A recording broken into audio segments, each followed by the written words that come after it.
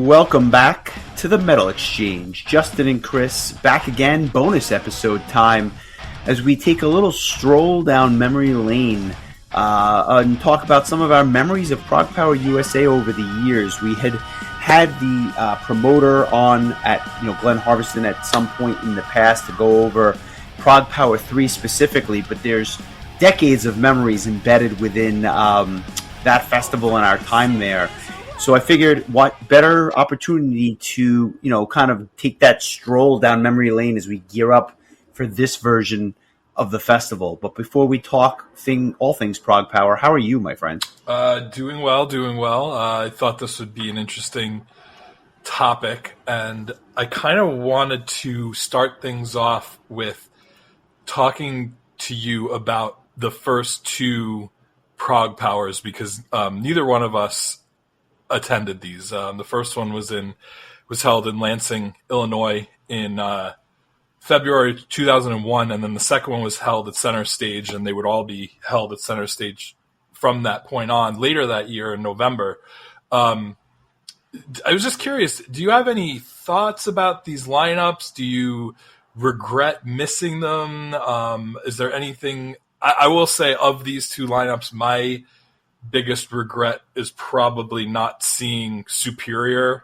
I imagine for you, Arc probably might be yours. But looking at these first two lineups, especially the first one, has like a lot of bands that, to my knowledge, don't even exist anymore. Yeah,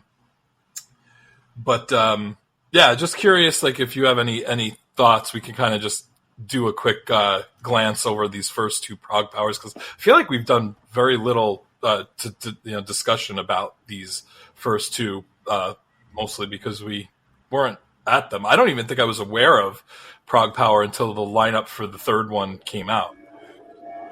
I definitely have no recollection of the first one. I don't have any recollection of it being in Lansing. I don't have any recollection of the lineup itself, other than, of course, going back in retrospect. So, I'm looking at this lineup from February 2001, and with the exception of like the four quote-unquote big bands, which obviously were kind of the cornerstones of this lineup, the rest were, many local bands that had played different versions of the festival. 0 Hour would come back a couple of times after this and play. I don't really have much of a regret here, because I've seen all four of the big bands, Jag Panzer, Evergrey, Pain of Salvation, and Symphony X, so it's not like I never got to see them.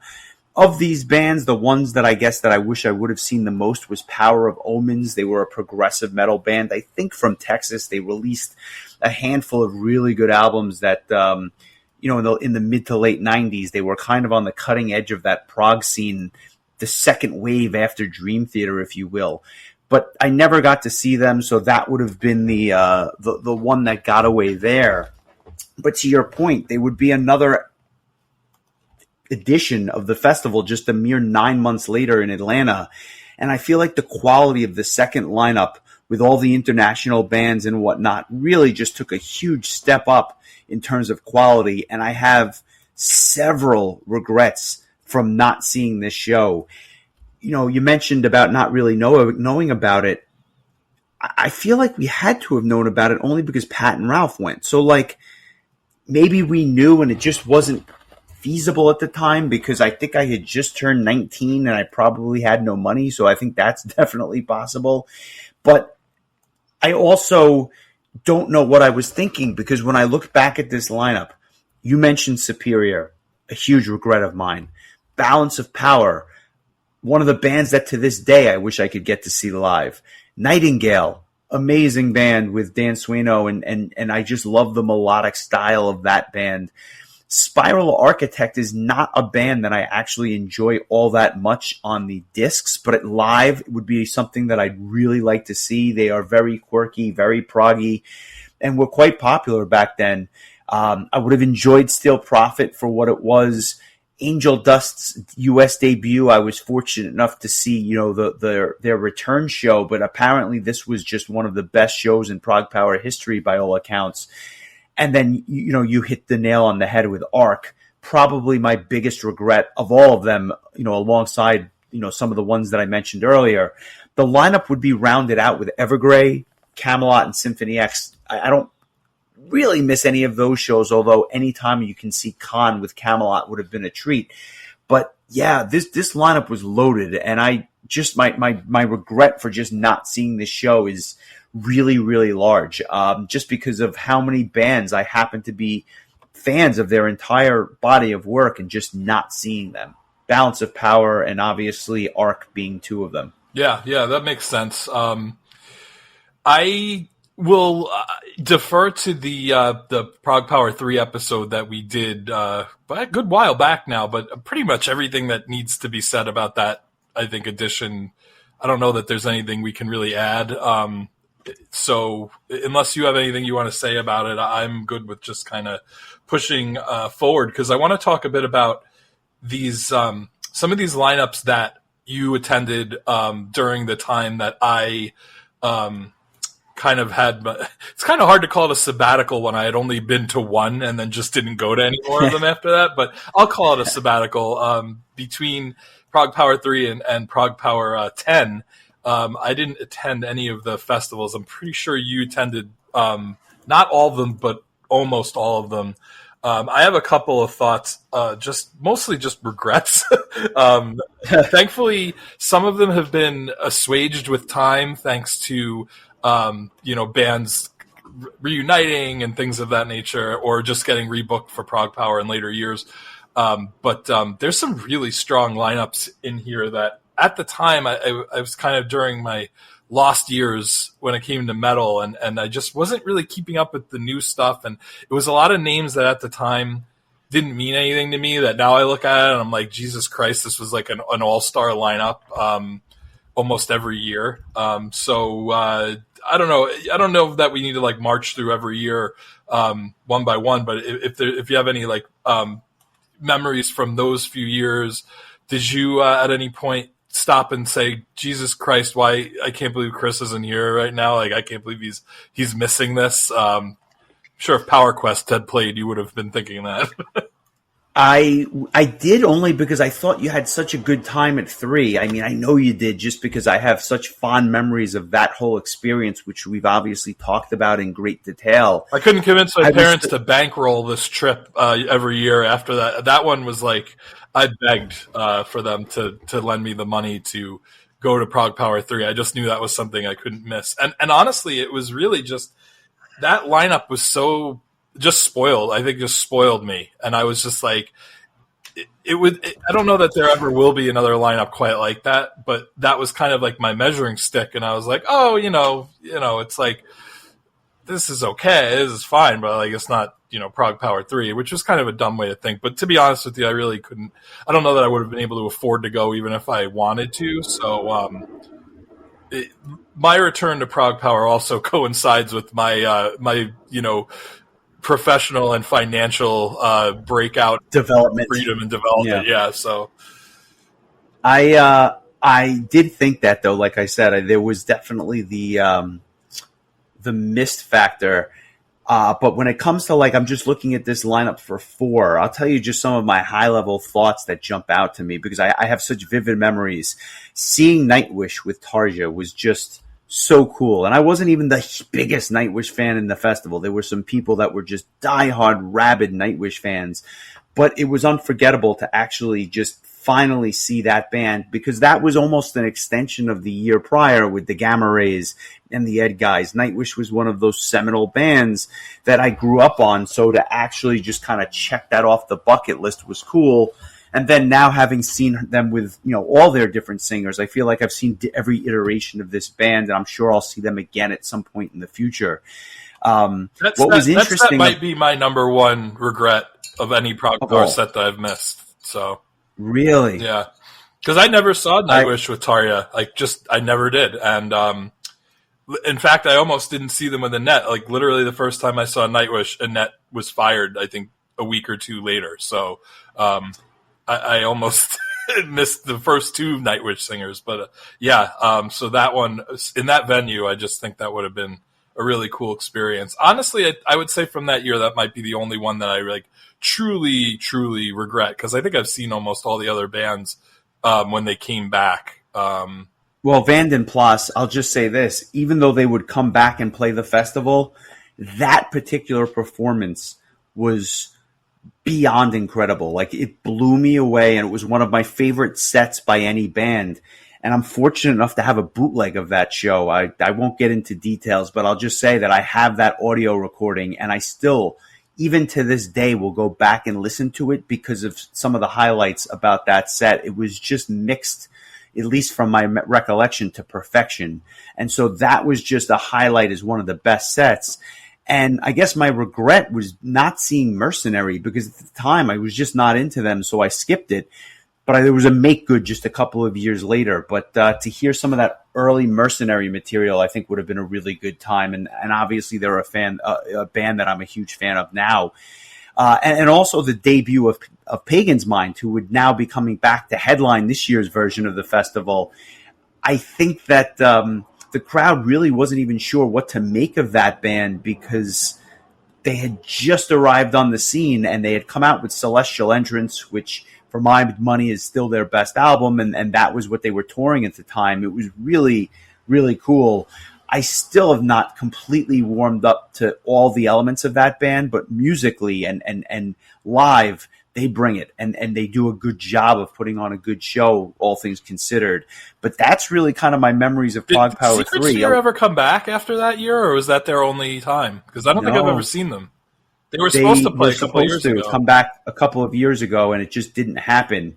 So that is a band that hasn't been to this country in over 20 years. So they are long overdue, and they've gone on to have a very rich history since then, releasing a number of albums with a couple of different singers. So here's hoping. But that was ProgPower 4 in a nutshell.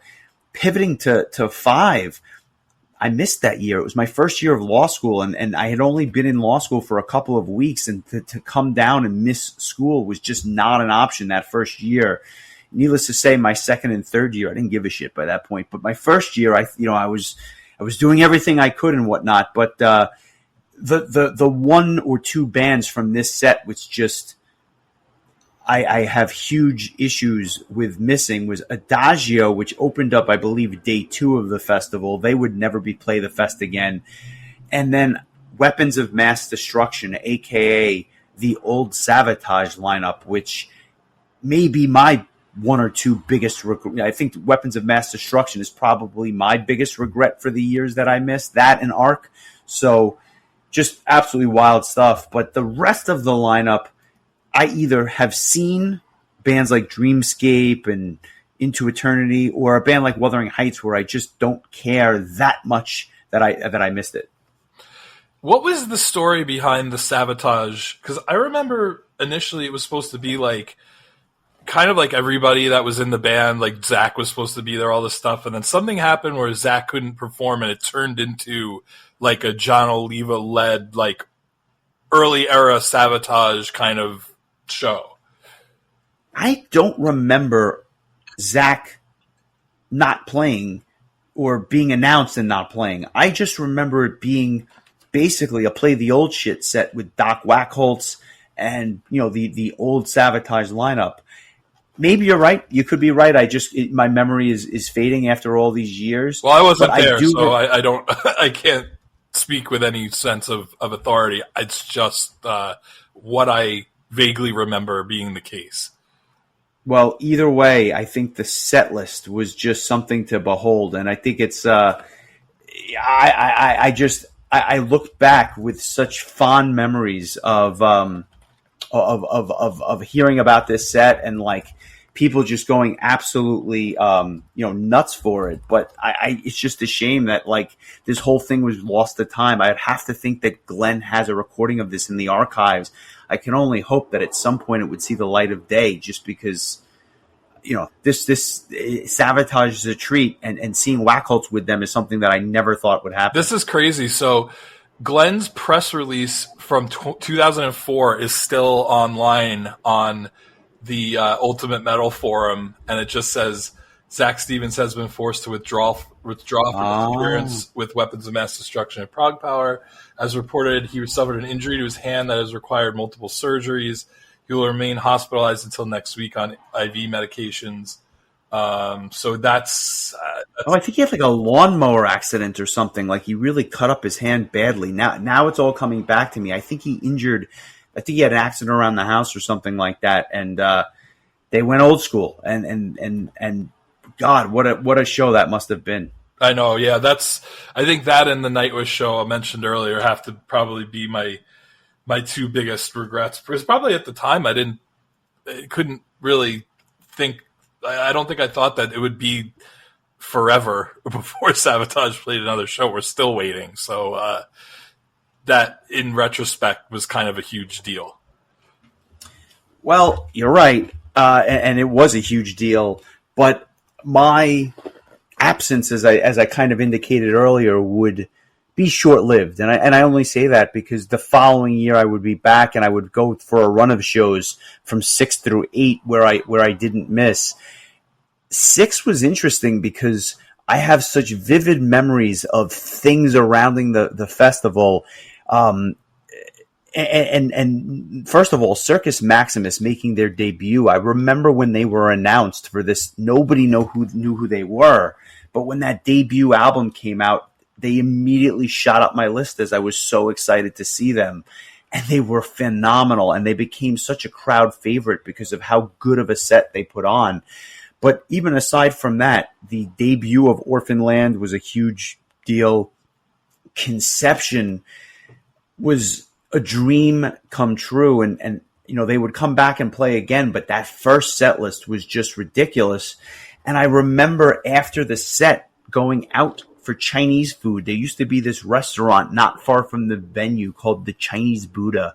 And I remember going out with Frody and Conception for Chinese food after that set and just sitting there with Roy Khan at 2:30 in the morning eating Chinese food is a memory that will forever be ingrained in my mind.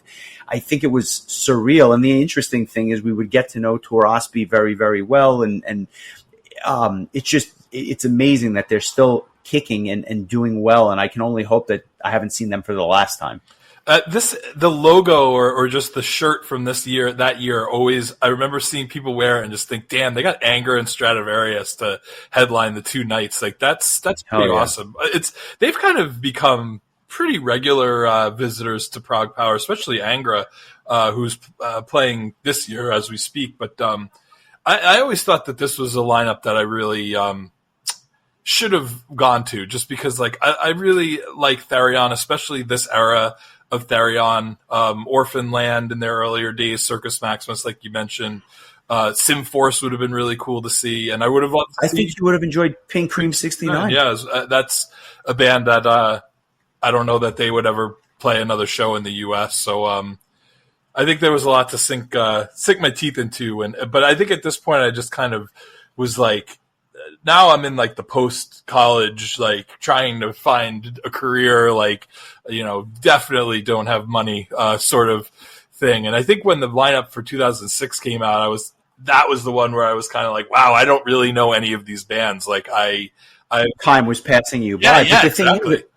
But going back to 2005 and ProgPower 6 for just 1 second, that was the first year where the pre-show was enough to get me to go down early. I got to see Dreamscape, which was cool. DC Cooper did a solo set, which you would have, I think of all the sets, that might have been your favorite because he was doing so much from his solo album. And Orphan Land did an acoustic set. That was a really cool pre-show. And then it would become the thing where basically I was going down on Thursday every year, and now I go down on Tuesday. But the point is, the shows would just get longer and longer. But that following year was another kind of an interesting lineup. Vision Divine with Michel Lupi on vocals was absolutely incredible. Yorn was not the set I was expecting because he touched a little bit of everything. So when he did songs from Beyond Twilight and Master Plan, it was just surreal because I never thought I would hear those types of songs live. I think he did Godless and Wicked from the Beyond Twilight album. And he released that as a CD, right? That performance? Yes. Yes, it was and well deserved, if you ask me. And then, like I said, I finally got to see Mercenary and Pyramids. That was a cool show, and I was so happy to be back after the hiatus that it just really hit the spot. And it was the return of Circus Maximus during the showcase the night prior on the Thursday. They would then again be in the fold in the years to come. That was a cool year. I remember it well, and I believe they actually recorded that year for a live DVD, so a lot of these performances, or at least parts of them, have been preserved to time. Yeah, I have I have all the ProgPower DVDs. I think one year they were selling the 7 and 8 DVDs, like they were just trying to get rid of them, and so they were selling them for like $10 each in the venue. So I was like, oh, let me grab those because that'd be nice to have. And so yeah, Yorn stuff didn't make it onto the DVD, but I think they were able to put Theocracy. I know for sure Theocracy was on there. A couple other bands from the showcase. I don't think Leatherwolf. I don't remember if Circus Maximus was on there either. But so I got to see like two songs from each of these bands on the DVD, which was pretty cool. I wasn't really into Epica back then, but now I would have really enjoyed getting to see what I presume was their U.S. debut.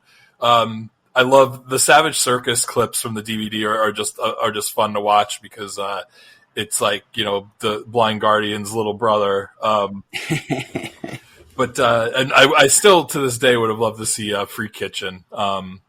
So this is a lineup that appeals way more to what I would go back and get into after the fact, because now right at the time you were probably like, I'm not a big deal, but then in retrospect you're like, damn, I missed. Yeah, well, at the time I looked at the lineup and I was like, Vision Divine's the only band I want to see, and Fabio's not even the singer anymore. So like that's where my head was at in 2006. I probably had never heard of anyone on that lineup other than Evergrey and possibly Epica, and obviously I was familiar with Yorn from being in Masterplan, but I mean, this was like a head scratcher. Like to go to like years later where the video announcement would come on and I would be like, holy shit, I actually have heard of every one of these bands. Like, I feel like I've come a long way. And the following year was a little bit more bands that I had heard of. But there are still a couple like Reentime and Communic that I really was not familiar with. So what were your memories of the 2007 edition? I have to say, if I'm going to make a top 5 list of sets that I regret missing, I probably would put the All-Star Jam in that top 5 from 2007. It was interesting. I don't know that it was like transformative, but it was cool. Although, to be honest, now that 70,000 Tons does it every single year, they do their own kind of version of it. It's a little less special than it was back then, but still, for what it was basically Pagan's Mind with a bunch of singers playing different songs, which was still in and of itself cool. What I remember most about this was a couple of things. I remember Rain Time being so energetic and loving the album that they were touring for at this particular time, that was a set that always stuck out to me. And on the negative side, Virgin Steel, a band that you and I have seen live, a band I've seen live so many times, just did not have a good performance at this festival. They would never come back, unfortunately. And it was disappointing because I had seen them play so many good shows that it was just out of character for how disappointing that performance was. I also, if memory serves, I believe that Threshold would now play this set with Damian Wilson, if this is the year that I'm thinking of. And I'll tell a little story about this. And I'm wondering if there'll be a repeat of it this year with Damian playing ProgPower. But our mutual friend Pat was obviously a Damian Wilson fanboy, and we were shooting the shit with him at some point during the festival. And we had made a point, we were saying that, we'll catch up with him after the set at the Artmore, right? And so I don't know how this happened, but we wound up going out after the festival ended on that Saturday night, or I guess, it was the Saturday night. We wound up getting back to the Artmore at like 6 o'clock in the morning. The sun was starting to come up. And sitting outside the steps of the Artmore was Damian Wilson. And he's like, I thought you guys ditched me. And we're like, no, we weren't ditching you. We were just, the night got away from us. We went back out with Damian Wilson at 6 o'clock in the morning instead of going to sleep. And mind you, I had a flight to catch at 11 o'clock. This was back when sleep was not a factor. It didn't matter. So we wound up going to the Residence Inn with Damian Wilson at 6:30 in the morning and watching the sun finish the sunrise at a different hotel, drinking beer. And then at some point, and I'm sure it was probably me, I'm like, I got to get to sleep. Like, I can't do this anymore. So we wound up leaving, going back to the Artmore. I fell asleep and jumped on a flight. My wife, who at the time I wasn't even married to it, I think at the time she's like, you look like you've been I looked like such garbage from lack of sleep that she thought I was like not doing well. Like she didn't know what happened, but I'll never forget that story. And I will make a point of mentioning it to Damien again, but he was such a good time to hang out with that superseded the entire lineup for me, because in retrospect, this was one of the weaker lineups in my opinion overall. Although the After Forever set was awesome too, and I had just gotten into the band. Yeah, that would be another one high on my regret list. Same with the Threshold set. Thankfully, we have a couple of the tracks from that on the DVD, and getting to hear Damien do Pilot in the Sky of Dreams is just sick. Oh my God, I'm so glad that was recorded.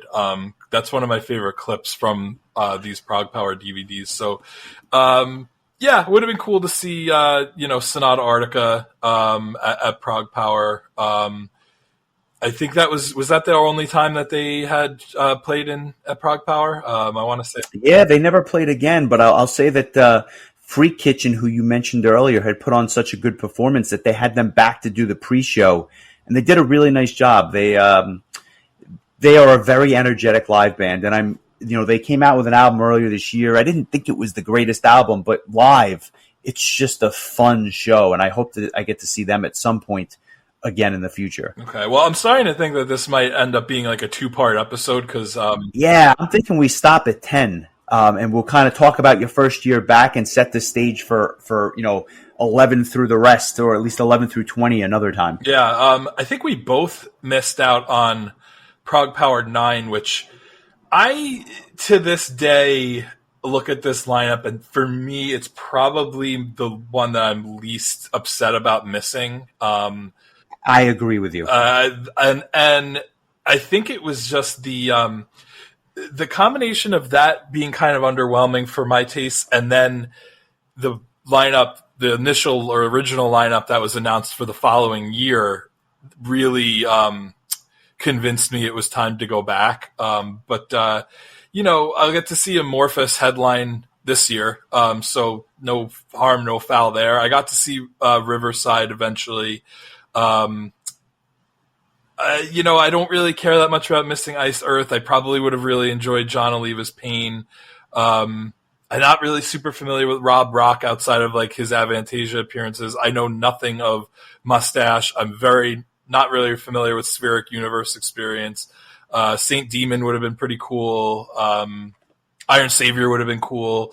Andromeda, and Pathos Ray and Elven King all would have been cool, but these are all kind of like a little bit underneath like bands that I would be excited about. So it's a solid lineup. It's just that there's not really a ton of like heavy hitters for what I like that I would have been like, oh man, this was worth getting back on the horse, after missing several years.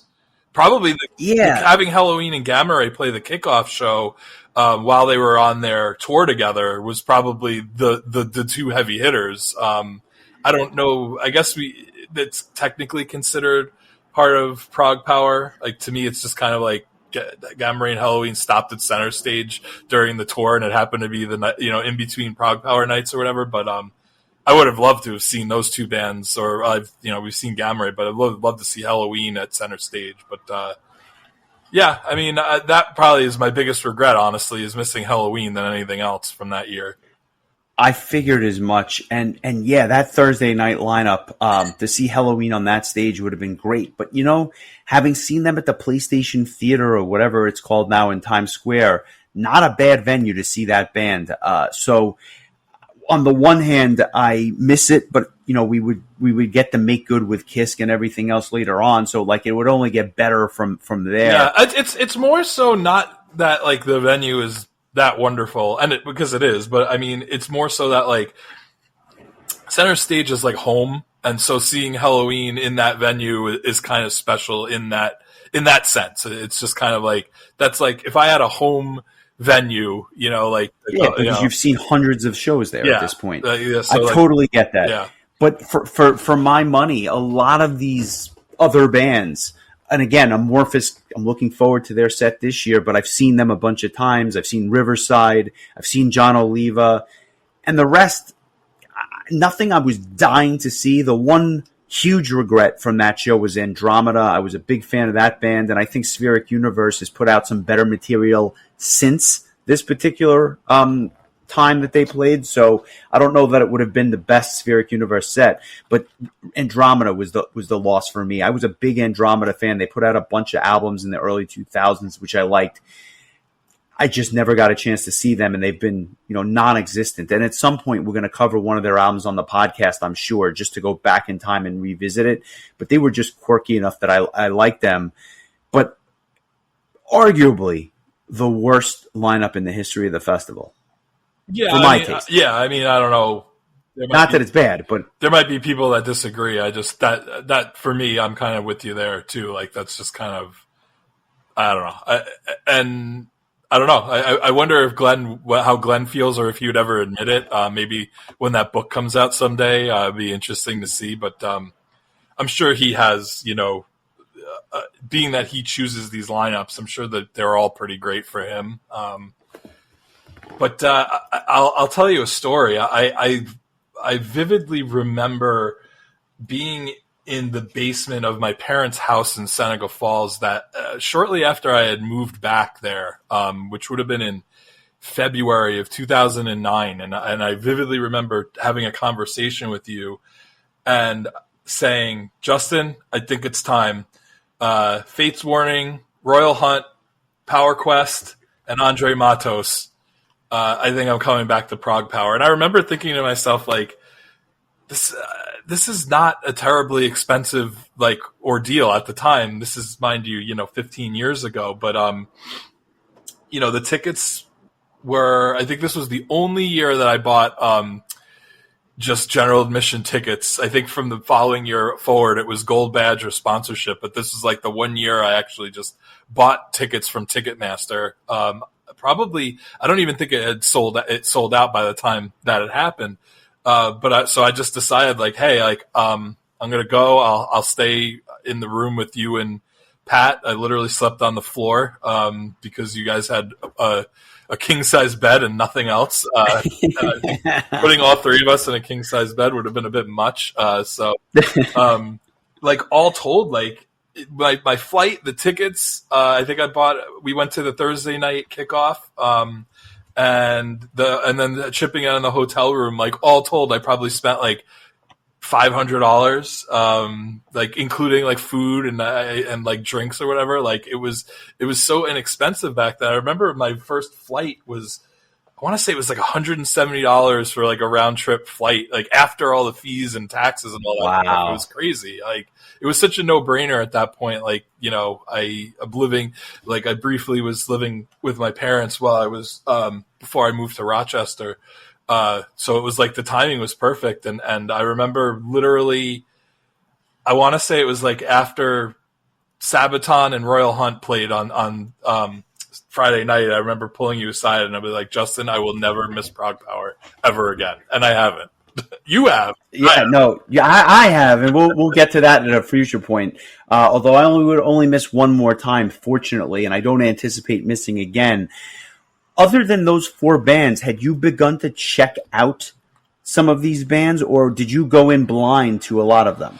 I started to check out the bands after. I kind of went into it like I didn't really know Sabaton. I wasn't super familiar with Orphanland or Pagan's Mind. Like I knew like one or two songs really well, and then that was it. I didn't know a lot by Brainstorm. What would end up happening is like several of these bands would be replaced. Vandenplas was originally on this lineup. They didn't play. Trying to remember who replaced who. Power Quest was replaced by Cage. Mindflow replaced, potentially, that might have been the Vandenplas spot.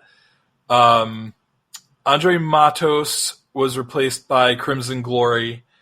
No, I'm sorry. Vandenplas was supposed to play on Thursday. And they were replaced by Enchant, I think was what ended up happening. That's right. So Mindflow replaced somebody else on Friday. I don't know if I'm going to be able to remember who it was, but that being said, I really went into it. Even after the cancellations, I'd already bought my tickets. This was like the first year where the visas really caused problems. But I remember like going to see Primal Fear. It was my first time seeing Primal Fear. They headlined the kickoff show on Thursday. But I'll tell you what really blew me away. First of all, I thought Diablo Swing Orchestra was an absolute blast. Like, just that, talk about a band I didn't know a damn thing by, and I'm just sitting there and I'm watching this absolute stage circus go on. Just a guy sitting down playing a bass with no neck, and I'm talking about the guitar, not the man. It was the wildest thing. Like, it was like Therion on steroids. That was a lot of fun. Then Sabaton played, blew me completely away.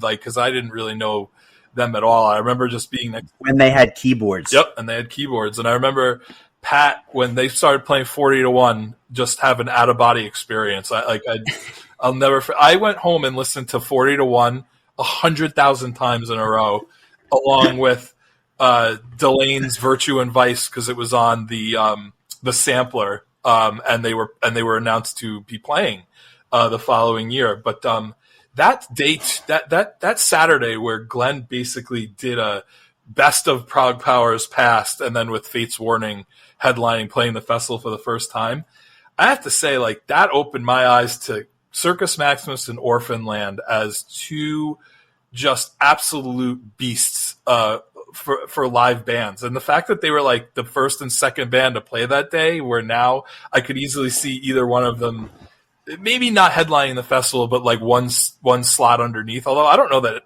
too many people would complain if they were headlining. They're kind of like Voyager, where it's just kind of like your status is heightened because of the love that this crowd has for you. But that really impressed me, and that was really the beginning of my march back towards getting into to metal again. And I'll tell you the other thing that was really that made me want to come back the following year is that video announcement where you get to sit there and see the bands for the following year get announced. Was that the first time he did it? It may have been. I mean, I just remember that it happened because I remember just sitting there and like not only seeing the crowd's response, but particularly seeing you and Pat to see how you guys would respond to each band. Because at the time, like, I didn't know who Seventh Wonder or Tear was. Like, I was like, oh, Camelot and Hammerfall are playing, and then 10 bands I've never heard of. So let's do it. So like, it would, as the years would go on, I would start to be like, oh, I know more and more bands as they were being announced. But what was your memories of ProgPower 10, and what was it like having your old buddy back after a 5-6 year absence?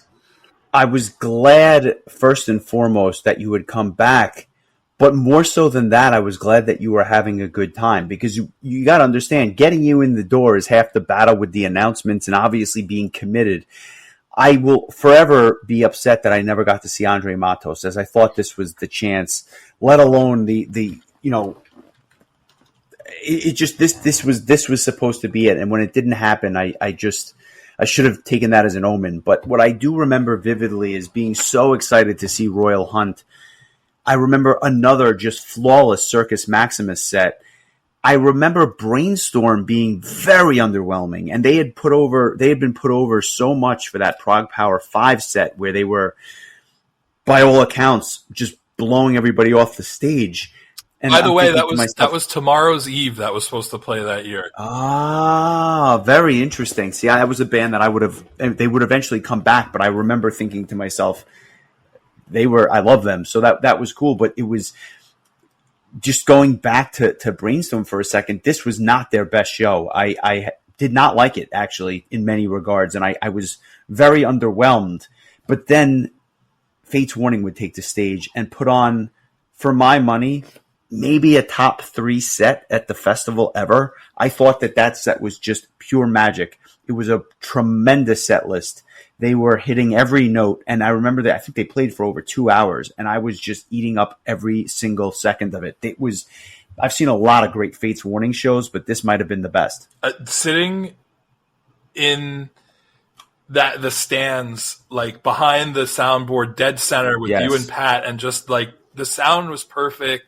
Everything was just perfect. It was such a moment. Like that was so awesome. And that was such a great band to kind of see wrap up that weekend. But, man, I was hooked back in. I am so glad that I have to say, I got to give the credit to PowerQuest. Honestly, like them being on that lineup, I think was the push that I needed to get back on the horse, because you had gotten me into them, and they were like one of the only new metal bands that really did, like, just got me excited during these lost years. And so when I saw that they were announced, I was like, damn. I think you may have even led with that. You were like, you got to come to ProgPower. PowerQuest is playing. And so even though they didn't end up playing and I would eventually get to see them there, that was really what got the ball rolling. And then just once we got there, just having such a great time with you and Pat, and going. I don't know how soon it was that we started going to the Vortex and Gladys Knight's chicken and waffles, and that's right. It was around this time. Killwind. Probably a lot of the memories that are outside of the festival really revolve around eating. That is true. As is typical. I remember one year. I don't remember what the first year was that me and you went to a Braves game together. Actually, I think that was the next year, because I think that was when Leprous and Accept were playing for the kickoff show. I think we went to the baseball game and on my birthday. Yeah.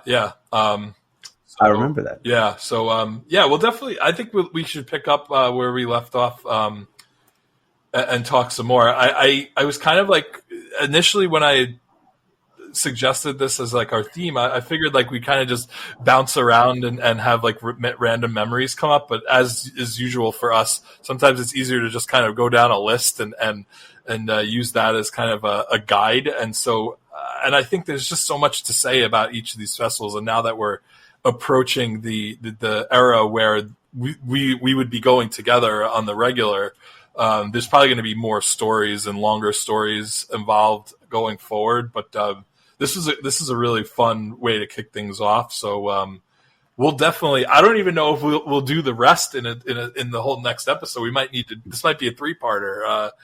It might be, but I'm thinking we probably do it closer to next year's festival, because there's so many different things to cover and whatnot. So we'll kind of tease this out a little bit, or we'll give it some thought. I have some other ideas for some bonus episodes, which I'll talk to you offline about. But those early days. One of the things I was thinking is that, like, when it's all said and done, we could, like, make a YouTube playlist, and once everything's like actually released to the public, we could combine that with our annual reviews, and it'll kind of be like like, here's a little ProgPower trip down memory lane. And I know that the recent ones are way longer, but it's kind of like a little bit of a kind of a memories of ProgPower kind of thing, like all through the years. So I like it. I like it a lot. Good choice, and I feel like we're just barely scratching the surface. And I'm sure before we wrap it up, what was your thoughts on that first, presumably first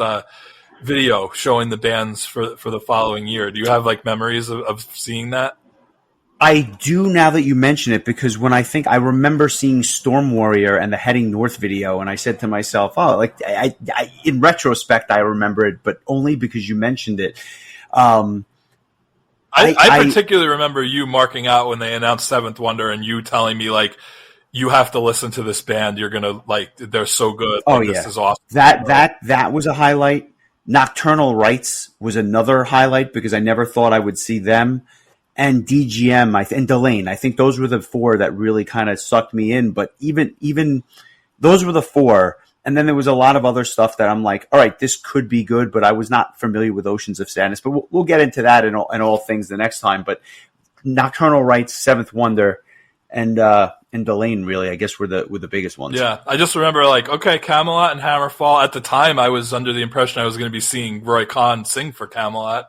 Right. That didn't end up happening. Well, we'll get to that show. We'll get to that show next time. But that was enough for me to just be like, all right, let me go home, start listening to some of these other bands. And I remember like instantly, I really liked Illusion Suite, and I really liked Storm Warrior, and Leaves Eyes got added a bit later on, and I really liked them. Loved Seventh Wonder. Mercy Falls was like love at first listen for me. Even Tear, I remember like really listening to all these bands in anticipation of this festival, and like that was my first year like really doing the homework. And I think that you bought in at that point. And I was like if I'm gonna go to this thing, I might as well try to enjoy it as much as I can and really familiarize myself with everybody that's playing. And it was all off to the races. I mean, I probably do less prep work now than I did back then, just because I think that, you know, a lot of our time goes towards the podcast now. So like that kind of gets pushed aside. So like I'm going to try to listen to a little bit of everybody that's playing this year, but we'll see. I might not, and that's fine. Like sometimes I'll go see a band I know nothing about. Sometimes I'll skip a band I know, and I'll go through all that as we go to the future. There's like tons of just chunks missing of ProgPowers, even though I went to all of them. Like just didn't go to bands, didn't go like hours, didn't step foot in center stage, like, you know, just like hungover or hanging out with friends and just enjoying the social aspect of things. Like there was always just something happening. Last year was like the first year where I was just like, because there was no Artmore, I was like, I think I'll just spend most of the 4 days or 3 days in the venue. And that worked out just fine. So yeah, no question about it. But we'll get to all those things. In the meantime, enjoy yourself. Excellent choice of a topic. I love the stroll down memory lane as we inch closer to next month, where we'll probably go through kind of the order in our priority list, if you will, for this year's edition. So good job, my friend. I look forward to catching up with you soon. Yeah, sounds good, my friend. I always love talking about this stuff, and it's fun to just kind of relive where you know, metal made a turnaround for me. I was chatting with Steve Scott earlier today, and he was he just said, like, you know, I really enjoyed your Angra Fireworks episode. He goes, I'm surprised that you didn't really mention much about Temple of Shadows. And I was like, Steve, like when Angra released Temple of Shadows, man, like I was in like my metal dark ages. Like I think I bought the album and never even listened to it. I discovered like 6 years later that there was a DVD that came with it. That I was like, oh, right. I have this DVD. Like I said, and trust me, we'll get to it on the podcast. Just hang out for another couple of years, and we'll get to Temple of Shadows. But I mean, it's just funny, like looking back. And I even said to him, I was like, "It's Power Quest is the reason that like I rediscovered my love of metal." And so it's interesting because like we have friends that we grew up with that were really into this stuff when we were growing up, and they've kind of. Some have fallen off, and gotten back on. Like it's interesting, like how you know, like you like can like be so into like a whole genre of music and then just kind of like let it go. And it's interesting that it just for me it came back stronger than it was to begin with, and I thought it was pretty strong when it started. So. Well said, and now we're on a podcast talking about it. So, and no shortage of material that's come out since then. So, all is well, good times. I look forward to part 2 and beyond as it relates to this topic. So, all good stuff to look forward to. Enjoy the week. We may be able to drop a bonus episode or two in addition on the main feed after this stuff that we've got in the queue. So it should be a good time. Yeah, absolutely. Talk to you soon, my friend. Take care.